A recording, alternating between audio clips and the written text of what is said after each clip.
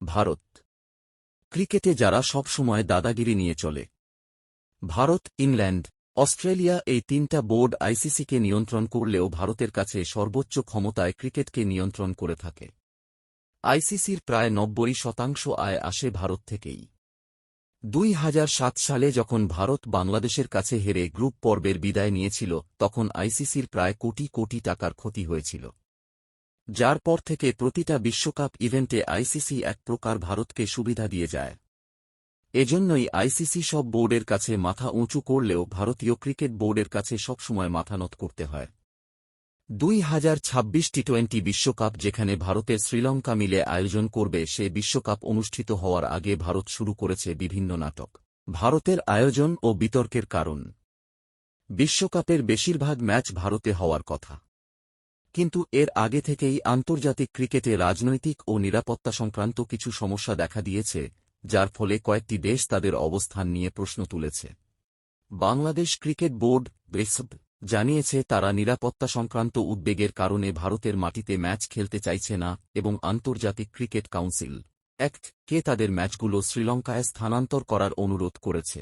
BCB জানিয়েছে তারা ভারত যেতে না পারলে বিশ্বকাপে অংশগ্রহণ করবে কিনা তা আইসিসির সিদ্ধান্তের ওপর নির্ভর করবে, কিন্তু এখনও পর্যন্ত কোনো চূড়ান্ত সমাধান হয়নি এবং আইসিসির সঙ্গে আলোচনা চলছে। পাকিস্তান দলের পরিস্থিতি।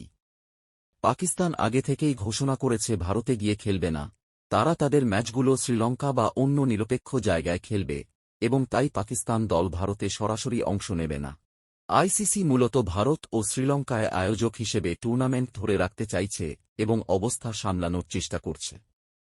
বাংলাদেশের অনুরোধ এবং নিরাপত্তা সম্পর্কিত দাবির বিষয়ে এখনও আনুষ্ঠানিক সিদ্ধান্ত আসেনি।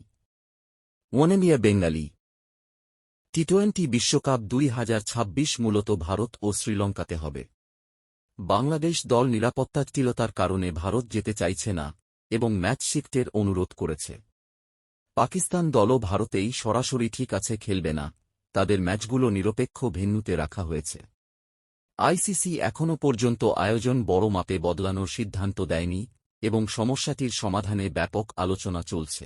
আইসিসি বাংলাদেশের কাছে জানিয়েছেন যে তারা ভারতে খেলবে কিনা সেটা ঠিক করতে একটি সময়সীমা দিয়েছেন, ২১ জানুয়ারি ২০২৬।